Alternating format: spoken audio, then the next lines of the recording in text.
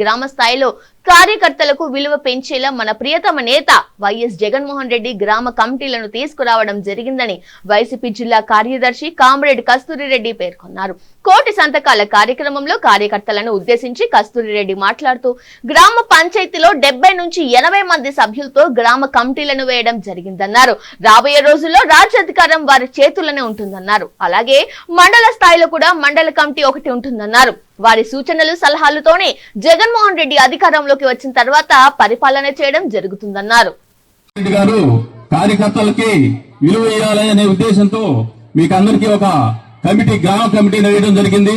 కనీసం ఒక పంచాయతీలో 70-80 మంది సభ్యులుగా ఉంటారు. వాళ్ళందరూ రేపు రాజ్యాధికారం వాళ్ళ చేతుల్లోనే ఉంటుంది. మీరందరూ ఎట్లా చెప్తే అట్నే జగన్మోహన్ రెడ్డి రేపు పరిపాలన చేయబోతున్నాడు. అందుకే ఈ కమిటీలను ఏర్పాటు చేయడం జరిగింది. ఇంతకు ముందు కార్యకర్తలకి కొంచెం విలువ లేదనేటటువంటి అభియోగం వచ్చినందువలన జగన్మోహన్ రెడ్డి అట్టడుగు నుంచి మన యొక్క పార్టీని ముందుకు తీసుకుపోయేదానికి ప్రతి విలేజ్ లో 70 నుంచి 80 మందిని కమిటీలో చేర్చి అటు మండల కమిటీ ఇటు గ్రామ కమిటీను వేస్తా ఉన్నారు. వాళ్ళందరూ రేపు ముఖ్య పాత్ర పోషించబోతున్నారు. కాబట్టి మీరందరూ ఈ కూటమి ప్రభుత్వం చేస్తున్నటువంటి అరాచకాలకి భయపడకండి, ధైర్యంగా నిలబడండి.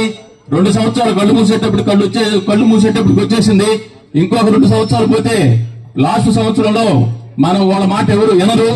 అందరూ మన సైడే ఉంటారు. మీకేమి ఇబ్బంది లేదు.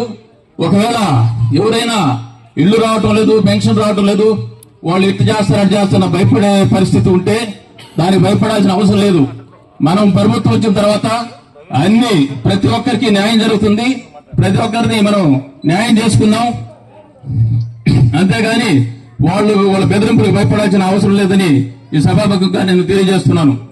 ఈరోజు ఉచిత బస్సు అని పెట్టారు. ఆ ఉచిత బస్సు మీకు దాని వల్ల వచ్చిన లాభం ఏందో చెప్పండి. ఆ బస్సులో ఎక్కుతారు, అటు దిగుతారు, ఉన్న డబ్బులు ఎత్తుకొని పోయి అక్కడ పోయి ఖర్చు పెట్టుకుని ఇంటికి వచ్చేస్తారు. ఒకవేళ బస్సే ఉచితం 10 రూపాయలు 20 రూపాయలు నాయుడుపేట పోవాలంటే ఉంటుందేమో.